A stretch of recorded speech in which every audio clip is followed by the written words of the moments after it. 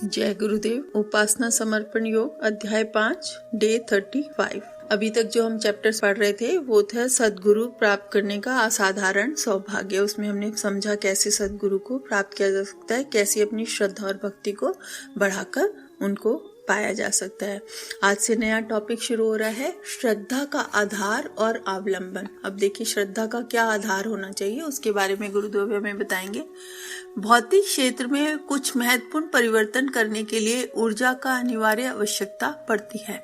उसके बिना ना कुछ उगता है, ना पकता है, ना बढ़ता बदलता है। ठीक इसी प्रकार अध्यात्म क्षेत्र की ऊर्जा एक ही है जिसे श्रद्धा के नाम से जाना जाता है। चेतना की उत्कृष्टता की ओर उभारने के लिए श्रद्धा के बिना एक कदम भी आगे बढ़ सकना संभव नहीं। तो यहाँ पर कह रहे हैं जैसे भौतिक क्षेत्र है जो हमें आसपास दिख रहा है, मान लो कुछ उगाना है और तो हमें बीज डालना पड़ता है, पानी डालना पड़ता है, गलाना पड़ता है। तो सूर्य की एनर्जी चाहिए होती है, पानी की एनर्जी चाहिए होती है, हवा की एनर्जी चाहिए। कुछ पकाना है तो अग्नि जलाते हैं, भोजन पकाते हैं। या कुछ भी बढ़ता बदलता है, जैसे छोटा बालक बड़ा हो रहा है तो उसके लिए भी हम उसको प्रॉपर खाना देते हैं, प्रॉपर उसको नर्चर करते हैं जिससे कि वो बढ़ता बदलता है। तो पूरे जगत में जितनी भौतिकता फैली हो, जितनी भी चीजें हैं, अगर उसमें कुछ भी बदलाव लाना होता है तो किसी ना किसी फॉर्म में हमें एनर्जी की जरूरत पड़ती है और उस एनर्जी को हम देते हैं। लेकिन आध्यात्मिक क्षेत्र में हम यहाँ पर एक बार आपको क्लियर करें कि अध्यात्म का क्षेत्र ये है कि संन्यास से रिलेटेड नहीं, संन्यास जैसा है लेकिन संन्यास का मतलब ये नहीं है यहाँ की सब कुछ छोड़कर अध्यात्म के क्षेत्र में, यानी सब कुछ छोड़कर सिर्फ भगवान के भजन कीर्तन और उसमें जुट जाए। अध्यात्म का क्षेत्र है कि अपने चरित्र को उज्जवल बनाएं, अपने स्तर को, अपनी आत्मा को, अपने चिंतन को इतना ऊंचा उठाएं कि वो आपका सोच और आपका जितना भी व्यक्तित्व है वो देव तुल्य हो जाए। देव तुल्य कैसा हो जाए कि देव जो देता है, देने वाले को देवता कहते हैं। तो आपका व्यक्तित्व ऐसा हो जाए कि हर समय आपको ये लगे कि मैं किसको क्या दे दूं, किसका क्या भला कर दूं। अगर आपके व्यक्तित्व में हर समय इसी बात का चिंतन है तो आप स्वयं भी देव तुल्य हैं। और इस मार्ग पर अगर आप निकले हैं तो इसका मतलब आप अध्यात्म क्षेत्र के में काफी आगे बढ़ रहे हैं। अब इसमें अध्यात्म क्षेत्र में भी अगर हमें कोई चेंज चाहिए होता है कि हमारा स्तर कहाँ पर है और हमें उससे ऊपर उठना है, तो उसका ऊर्जा का, उसके लिए जो एनर्जी चाहिए वो एनर्जी सिर्फ श्रद्धा की एनर्जी होती है।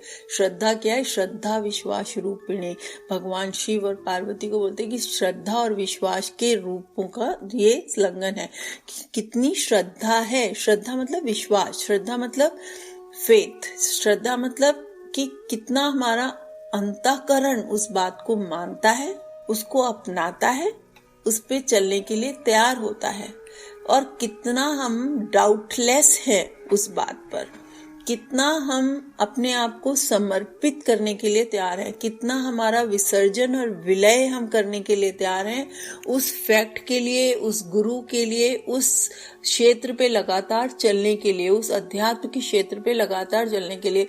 कब मेरा स्वार्थ निस्वार्थ हम हो जाते, स्वार्थ से निस्वार्थ हम हो जाते, कब हमारा मन हृदय में करुणा और दया से भर जाता है कि किसी की भी को भी हम भगवान के रूप में देखते हैं और उसकी मदद करने के लिए आगे होते हैं। तो वो होते चेतना की उत्कृष्टता। चेतना जो अंतर की जो हमारी एनर्जी है उसकी उत्कृष्टता, ऊपर की ओर उठना, ऊंचा उठना, उसको की ओर उभारने के लिए श्रद्धा के बिना एक कदम भी आगे बढ़ सकना मुश्किल होता है। पानी का स्वभाव नीचे की ओर ढलना है, ऊपर से गिरी हुई वस्तु नीचे की ओर गिरती है।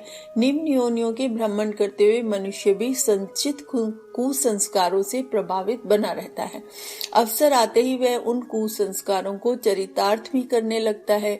यही कारण है कि मनुष्य शरीरधारियों में से अधिकांश पशु प्रवृत्तियों में संलग्न पाए जाते हैं। उन्हें पेट और प्रजनन के अतिरिक्त और किसी कार्य में रुचि नहीं होती। मन और बुद्धि का परिकर लोभ, मोह और अहंकार के ताने बाने बुनता रहता है। लालसा और लिप्सा की सनक नशा पीकर उन्मत्त हुए व्यक्ति पर चढ़ी खुमारी की तरह छाई रहती है। इसी से में उसे अपनी बुद्धिमत्ता और सफलता भी दिखती है। कई बार तो वह इस स्थिति पर गर्व भी कर लेता है और बढ़ी हुई दुर्भावना और दुष्प्रवृत्तियों की दिशा में और भी अधिक बढ़ता है। तो देखिए, आज के मनुष्य का स्वभाव के बारे में बता रहे हैं कि आजकल क्या हुआ है, मनुष्य पतन की तरफ गिर गया। उसका पशु क्या होता है, पशु जो होता है पेट और प्रजनन, दो चीजों को सोचता है कि मेरा पेट कितना भर जाए और मैं कितना इंजॉयमेंट कर सकूं अपनी लाइफ में। तो दो ही चीजें होती है उसको, और उसको सोना और खाना और प्रजनन करना, बस। तो मनुष्य का चिंतन स्तर भी ऐसा ही हो गया है कि कितना मैं एंजॉय कर सकूं। और दूसरी बात है, मनुष्य का दूसरा स्तर ये हो गया है कि कितना मैं पेट भर सकूं। अब पेट भरने का मतलब यहाँ पर सिर्फ रोटी से नहीं है, रब रोटी सब्जी खा ली पेट भर गया। पेट भरने से का मतलब यहाँ से मनुष्य के मन की तृष्णा को भी शांत होना है। अब ये तृष्णा जो है वो तो अनलिमिटेड है। आप एक चीज की तृष्णा करिए, अगले ही पल वो जैसी चीज पूरी होती है दूसरी आ खड़ी होती है। जिसके पास साइकिल है वो तृष्णा करता है मोटरसाइकिल मिल जाए। जैसे ही मोटरसाइकिल मिल जाती है 3-4 दिन एंजॉय करता है और फिर कहता है अरे कार मिल जाए। कार जैसे मिल जाती है तो फिर होता है कि अब मुझे और अच्छी कार मिल जाए। एक कमरे का घर था, 4 कमरे का घर चाहिए। 4 कमरे का घर था, कोठी चाहिए। कोठी मिल जाती है, बंगला चाहिए। बंगला चाहिए तो फार्म हाउस चाहिए।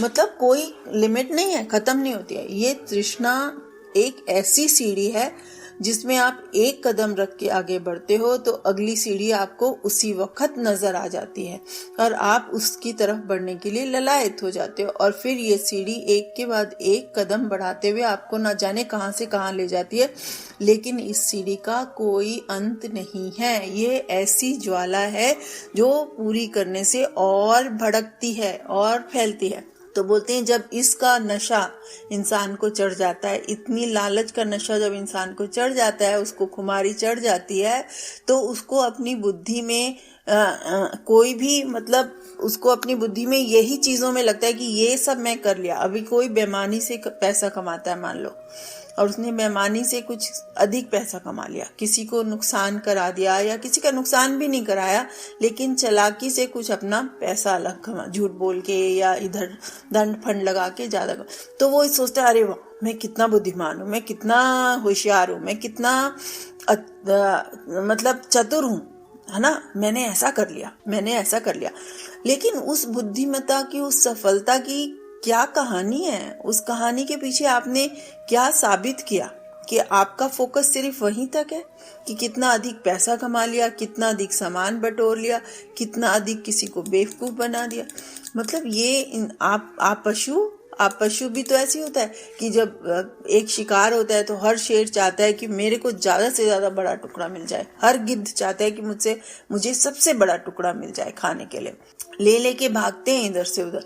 तो हम क्या वो हैं? हम क्या पशु हैं? हमारा ऐसा आचरण होना चाहिए? नहीं, ये बहुत गलत बात है। और इस बात को लोग इस बात पे गर्व भी कर लेते हैं कि अरे वाह मेरे जैसा चतुर, और उसकी शेखी पकाड़ते हैं, दूसरों को बताते हैं कि देखो हमने ऐसा कर लिया, हमने वैसा कर लिया, और दूसरों को ये सब बताने की कोशिश करते हैं। पर जो बुद्धिमान व्यक्ति होता है, जो अध्यात्म की तरफ बड़ा व्यक्ति होता है, वो मन ही मन हंस रहा होता है कि तुम किस भुलावे में हो, तुम किस राह पे चल रहे हो।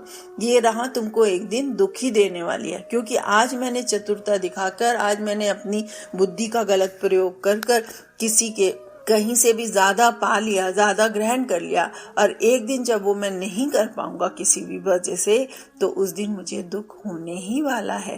पर जो व्यक्ति ऐसा नहीं करता, जिसको दूसरे का पाने का लालच नहीं होता, उसके पास जो होता है वो उसी में संतोष करता है, तो उसको कभी ये लालसा ही नहीं होती है कि कल को मैं पा पाऊंगा या नहीं पाऊंगा। उसको जितना मिलता है वो उसी में संतोष है, और इसलिए वो हमेशा खुश है, उसको कोई दुखी नहीं होता है। यह लोक प्रवाह है। लोक प्रवाह आजकल के जीवन ऐसा ही है। चर्चा इससे प्रतिकूल पक्ष की करनी है, आत्मिक प्रगति की करनी है। इसके 2 पक्ष हैं, एक आत्म सुधार, आत्मविश्वास, दूसरा लोक मंगल का पुण्य परमार्थ।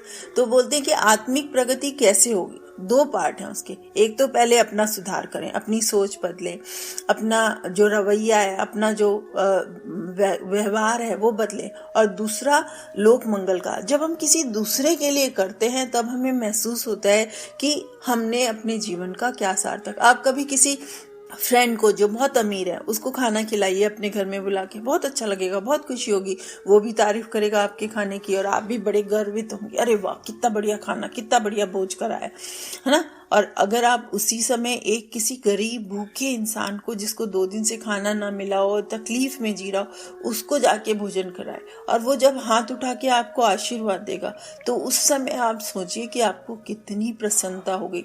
और ये प्रसन्नता आपको कई दिनों तक, कई महीनों तक भी महसूस होगी और आपका मन, आत्मा कहेगी बार बार करने के लिए। तो जिस कार्य को करने के लिए आत्मा, सच्ची आत्मा, भटकी हुई आत्मा नहीं, सच्ची आत्मा जिस कार्य को करने के लिए बार बार कहती है, वही कार्य आत्मिक प्रगति के लिए सही कार्य है।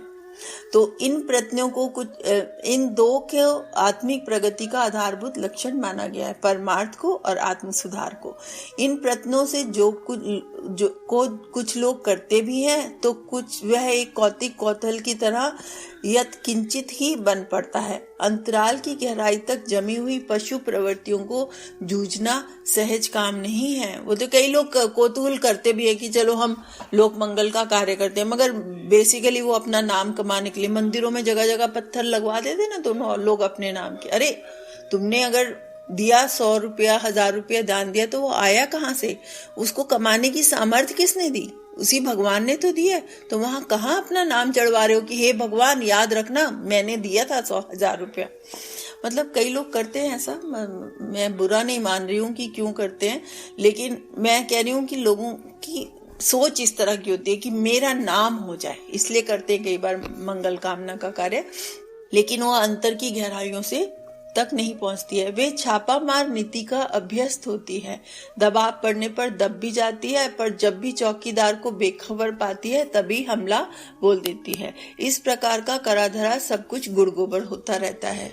आत्मिक प्रगति के लिए किए गए प्रयासों की गर्मी ठंडी होते ही फिर पुराना माहौल अपना आधिपत्य जमा लेता है। साधकों की असफलता का मुख्य कारण प्राय यही होता है, वे जागरूकता और निष्ठा के सतत निरंतर बनाए नहीं रह पाते।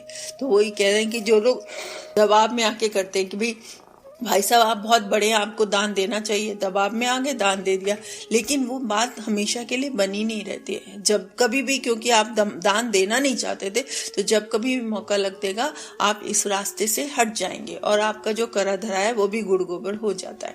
तो चौकीदारी अपनी नहीं कर पाते हम, क्योंकि हमारा मन अंदर से उत्कृष्ट नहीं है, हमारा मन अंदर से अभी तैयार नहीं है अध्यात्म के लिए।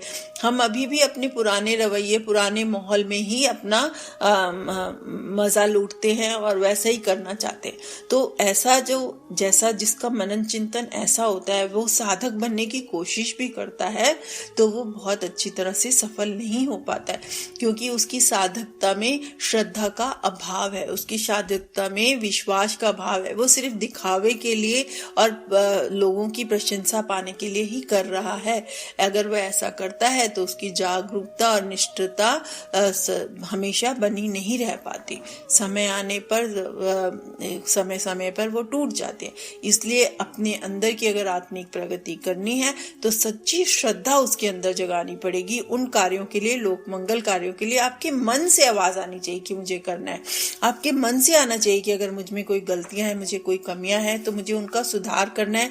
मेरे अंदर से पशु की प्रवृत्ति को निकाल फेंकना है। मेरे को सिर्फ पेट और प्रजनन पे नहीं चलना है, मुझे अपने मनुष्य होने के जीवन के उद्देश्य को समझना है और उसका उद्देश्य सिर्फ जन कल्याण के लिए है। इस भगवान ने हमें माली बना के भेजा है, इस संसार के को माली की तरह सींचना और नर्चर करना है। उसमें सभी जड़ चेतन, सभी वस्तुएं आ जाती हैं जिनका लिए हमारा एक कर्तव्य बनता है और उसे निभाना है। ये बात अंतःकरण से उठनी चाहिए।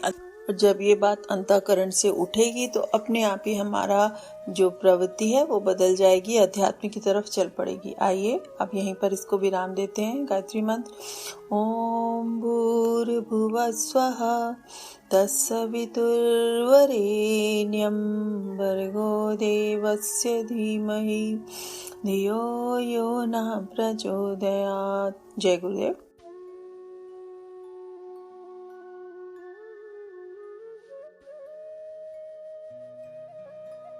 हमारे YouTube चैनल को सब्सक्राइब करें और बेल आइकन को दबाकर ऑल पर क्लिक करें ताकि नोटिफिकेशंस आपको मिलती रहें।